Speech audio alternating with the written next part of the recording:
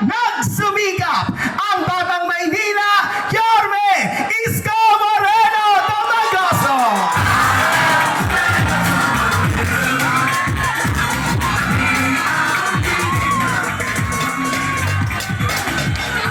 Magandang gabi mga Batang Quiapo! Nako, balita ko, kanina pa kayong alas 6 ng gabi. Di wala nagsaing sa bahay. Patay. Maraming titila pong kaldero. Kung wala nagsaing sa bahay, wala pa rin kumakain. Sigurado kayo? O ngayon, dapat ako magsasalita. Pero, ngayong gabi, very special ang gabing ito sa Quiapo. Dahil mas gugustuhin ko na mapakinggan ninyo ang mensahe sa inyo mismo ni dating Pangulong Rodrigo Roa Duterte. Na dadaling sa atin ang mensahe na yan ng kanyang maganda at magaling na anak na Vice President Sara Duterte.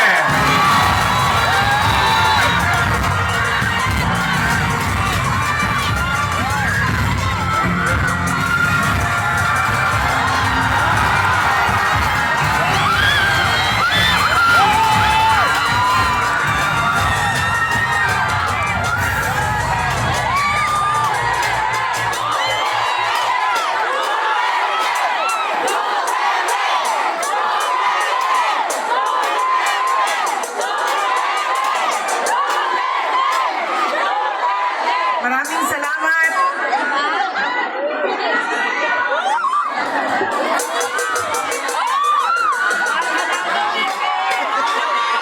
Assalamualaikum warahmatullahi wabarakatuh. Madayaw mayong gabi kaninyong kanan. Magandang gabi sa inyong lahat.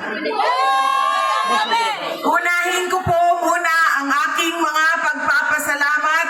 Nagpapasalamat tayo sa ating babalik na Mayor Isko Moreno Domagoso sa kanyang pagpapahiram sa atin ng stage, ng ilaw, ng kuryente, ng mikropono para mapaabot sa inyo ang aming mga mensahe ngayong gabi na ito. Pangalawang pagpapasalamat ay sa inyong lahat, mga kababayan, dahil marami sa inyo ang hindi pa kumakain, hindi pa nagluto, pero nandito galing pa sa trabaho, pero nandito kayo para makinig sa amin at sa aming mga mensahe para sa bayan. Maraming salamat po sa inyong lahat.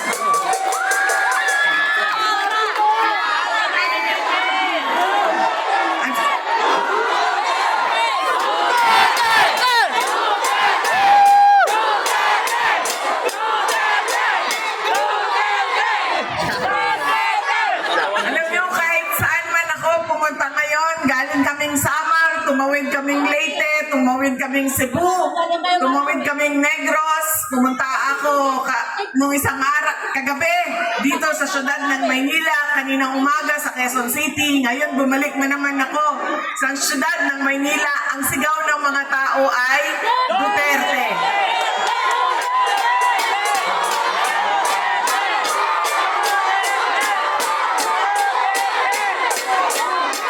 Baka lang po, nakakalimutan ninyo na hindi po ako kandidato ngayong eleksyon na ito.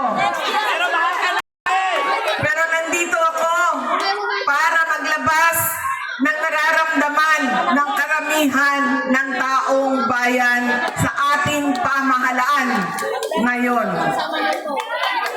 Pero tapusin ko po muna ang aking mga pagpapasalamat.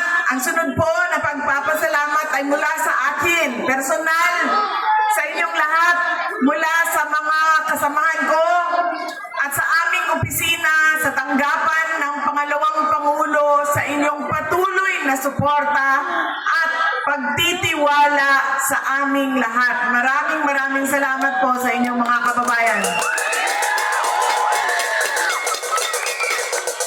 At ang huling pagpapasalamat ay mula po sa pamilya namin, ang pamilya Duterte. Napakalaki ng utang na loob namin sa inyong lahat sa pagkakataon na ibinibigay ninyo sa amin na makapaglingkod sa ating bayan. Naku, kaayo, ang amuang utang na kabubuton kaninyong tanan sa oportunidad na ginahatag ninyo kanamo nga makaserbisyo sa ato ang nasod. Daghan kaayong salamat. Daghang salamat.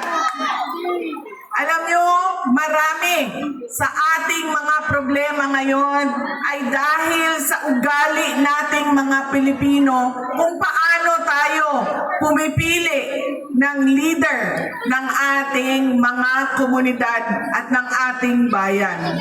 Una na ugali ng Pilipino ay kung sino yung nagpapatawa sa kanila, sumasayaw, kumakanta, na-entertain sila, ay yun ang naaalala nila pag-upo nila doon sa presinto, sa voting precinct natin. Hindi na natin tinatanong, ano ba ang pangako ng tao na ito nung siya ay tumayo sa entablado para mangampanya. Tinupad ba niya ang kanyang pangako? Yan ang ugali natin. Maganda sa paningin, sumasayaw, na-entertain ako, naaaliw ako sa kanya, iboboto ko siya. Hindi na natin tinanong. Noong ba ikaw ay nangako na 20 pesos ang kilo ng bigas ay tinupad mo ba?